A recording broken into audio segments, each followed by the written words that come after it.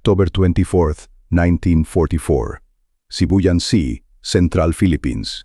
Beneath a sky filled with the roar of American carrier aircraft, Vice Admiral Matome Ugaki stood aboard the battleship Yamato, watching as her sister ship, Musashi, absorbed wave after wave of bombs and torpedoes. The sea itself seemed to erupt around the giant battleship.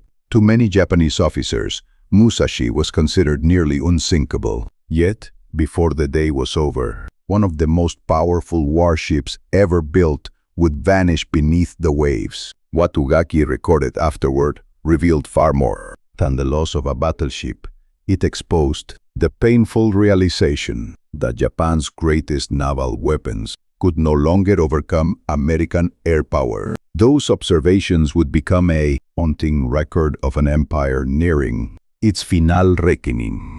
For years, Japan had invested enormous resources into the Yamato-class battleships, believing overwhelming firepower and armor could decide the Pacific War.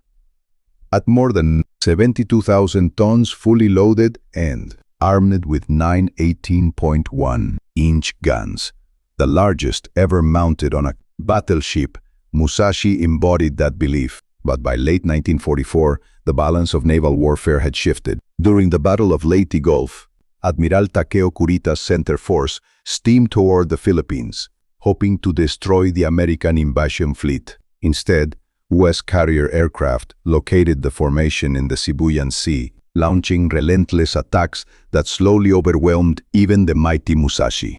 Ugaki watched the battle unfold hour after hour. Waves of SB-2C Helldivers, TBF Avengers, and F-6F Hellcats struck repeatedly, each attack adding more flooding, fires, and destruction. Despite extraordinary efforts by her crew, Musashi suffered numerous bomb and torpedo hits before finally rolling over and sinking with more than 1,000 sailors aboard.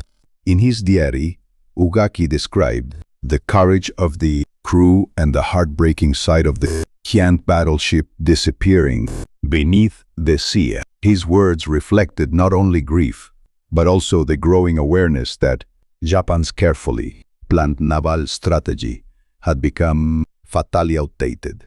The sinking of Musashi carried consequences far beyond the loss of a single ship. It demonstrated that even the world's most heavily armored battleship could not survive sustained attacks by carrier-based aircraft.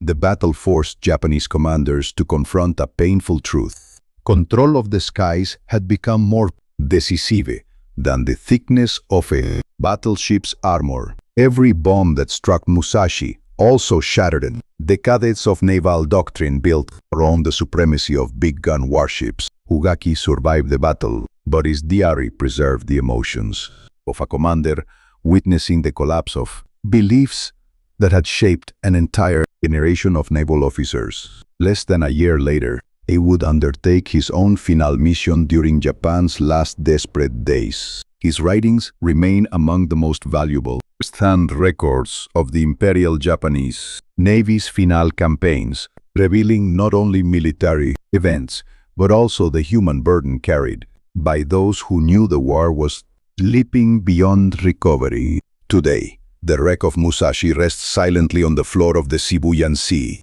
a monument to ambition, sacrifice, and the relentless evolution of warfare. Ugaki's observations remind us that history is shaped not only by victories and defeats, but by the moments when leaders recognize that the world has changed faster than their greatest weapons. In the end, Musashi did not simply sink beneath the waves. It marked the moment an era of naval warfare disappeared with her.